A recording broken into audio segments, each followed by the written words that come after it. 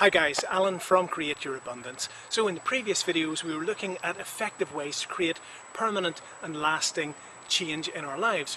And the first of those, of course, was to feel the pain, to feel the discomfort, to get to a point where we're utterly pissed off and dissatisfied with the state that we're in. That gives us the rocket fuel to propel us forward through the changes that we want to make. Secondly then was the importance of making an absolute, categoric and clear decision. A decision we learned from going back to the original Latin was an excision, if you like, from all other possibilities. It was almost a surgical term saying that you cut something off and remove it from your being. Okay, so you cut off all other possibilities when you make a decision. Of course then, the third thing was we need a vision for what it is that we're going to move towards, and that vision can't just be some limp, half-baked, sort of vague notion. It has to be crystal clear, it has to be empowering, and it has to be so big and dynamic that it really invests us with true inspiration, true motivation, and a reason to get up and go. Finally, of course, well, not quite finally, but today we want to look at the next step in that process.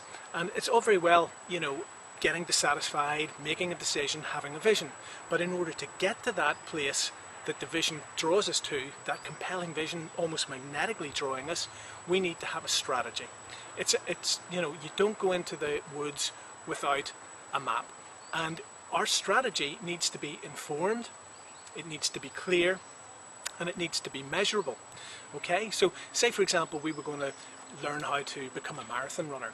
No coach would ever take us out and say, well, all you've done for the past 5 years is reach for the remote control and the potato chips. So tomorrow you're going to run 15 miles. The next day you'll run 20, and then on day 3 you'll run a marathon. Of course, that would be a nonsense.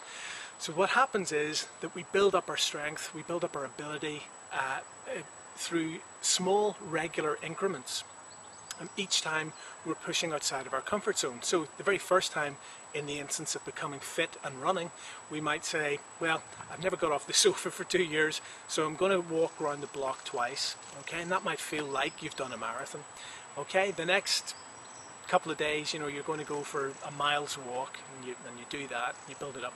And so, as you can see then, incrementally you build up the strength and the stamina and the confidence along the way to create a strategy that's moving you measurably, strategically, and on target closer to your compelling vision.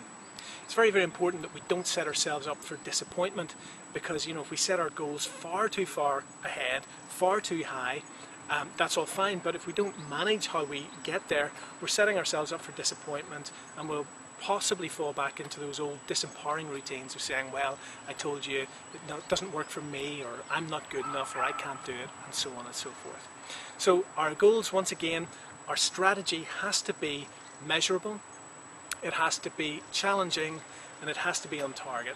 And as we're moving towards that target, as we're moving towards our compelling vision, we have to be open to taking feedback from what's working and what's not. And one of the most effective ways to do that, which enables us then to change course, okay, say there's a roadblock here, then we're heading back on our target, we have to take a little detour. If we find something isn't working, for example, one of the most effective ways to do this, and again this is something that Tony Robbins extols greatly, is modeling. Find people who have made the journey that you or I want to make, and find the ones that have really done it, demonstrably so, and model them.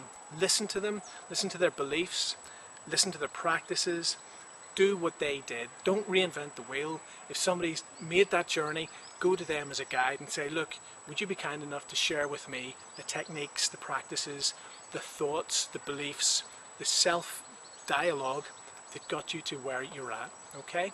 And that's something that we can do effectively, is find people who have achieved the vision that we're compelled by and model them, okay? So in the next video, we'll take the next step together.